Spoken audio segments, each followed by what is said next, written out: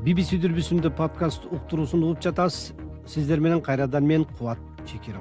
Кыргызстан менен Тажикстандын өкмөттүк чек ара комиссиялары чек арада 8 посту алууну чечишти. Бул посттор чек арадагы конфликтке алып келген негизги посттор экени айтылууда. Ошол учурда алардын алынышы кимдин көбүрөөк пайдасына болуп жатканы жөнүндө кооптонгон адамдардын чоромол, божомол пикирлери күчөдү. Медиа штаб тараткан маалыматка караганда, Кыргыз-Тажик чек арасында эки тараптан 4 пост, баардыгы 8 пост алынат. Тагыраак айтканда 3 чек ара посту жана 1 чек ара бекети алынат.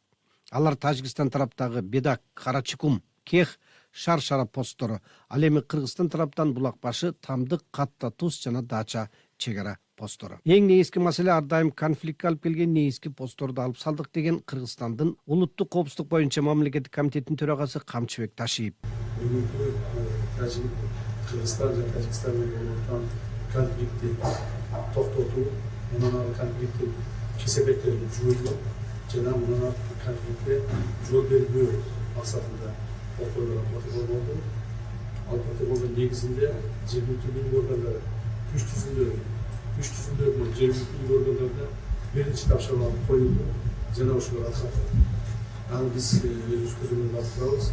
Эң негизги маселе 3 чоң ошо конфликтке ар дайым алып келген 3 чоң негизги постторду алып салдык.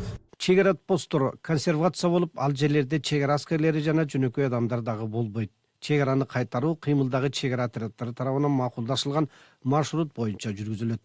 Ошондой эле конфликт чыгып жаткан жерлерге видео камералар орнотулат. Эки тарап чек арага чектеш аймактан аскерлер менен оор согуштук техниканы, кошумча күчтөрдү аларды туруктуу ордуна кайтарууга тийиш. Чек арадагы посттордун алынышы дароо эле көп суроо жаратты. Эң башкысы бул контрабандисттерге же ворукка коридор ачуу үчүн болуп жаткан жокпу деген түпөйүл суроо. Ошол алынган 4 чек ара посту качан коюлган, буга чейин кандай функцияларды аткарып келген, эмне үчүн так ушул 8 пост башкалар эмес, деп жазды аналитик Алмаз Ахматалиев Фейсбукка. Биздин 4 пост алынганда ошол зонада коопсуздук күчөйбү же басаңдайбы? Ал посттор контрабанда ташууга тиешеси бар беле жок беле? Конфликттер ушул посттор жайгашкан зоналарда башталып жүргөн деп белгиленди. Эгер ошондой болсо анда себеби эмнеде? Алынган посттор коопсуздукка өз салымын кошуп келгенби же тескерисинче ал посттор коюлган соң кооптуулук күчөп конфликттер көбөйдү беле?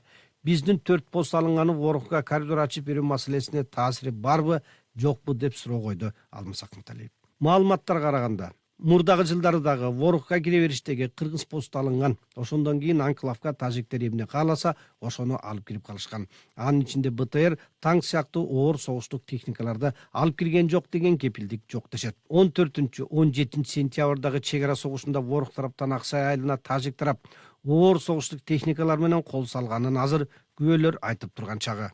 14-17 сентябрда Кыргыз-Тажик чек арасында куралдуу конфликт болуп, эки тараптан каза тапкандар 100дөн ашты. Анын ичинде Кыргыз тараптан 62 жаран, Тажик тараптан 41 деп айтылды. Жаракат алгандар эки тарапта тең 200гө жуук. Чек арага чектеш кыргыз айылдарынан эвакуация болгондор 140 миңге жакын адам болду. Чек арадагы бир нече кыргыз айылдарында толтура үйлөр, социалдык объектилер таланып, тонолуп өрттөлдү. Кыргызстан Тажикстанды чек арадагы бүт периметр боюнча кыянатчылык менен кол салды деп айыптап, бул алдын ала даярдалган агрессия болду деп Кыргыз президенти Садыр Жапаров Бириккен Улуттар уюмунун трибунасынан жарыя кылды. Мурда сүйлөшүлгөн бардык макулдашууларга карабай, Тажик тарап Кыргыз-Тажик мамлекеттик чек арасынын бардык периметри боюнча чек аралык жана жарандык объектилерге чабуул жасады. Анын соңунан Тажикстандын тышкы иштер министри Кыргызстанды келишимдерди аткарбай жатат, согуштук техниканы чек арага жакын айылдарга катып койду деп айыптады. Бул BBC дүрбүсүндө подкаст уктуруусу болду. Аны мен Кубат Чекиров алып бардым.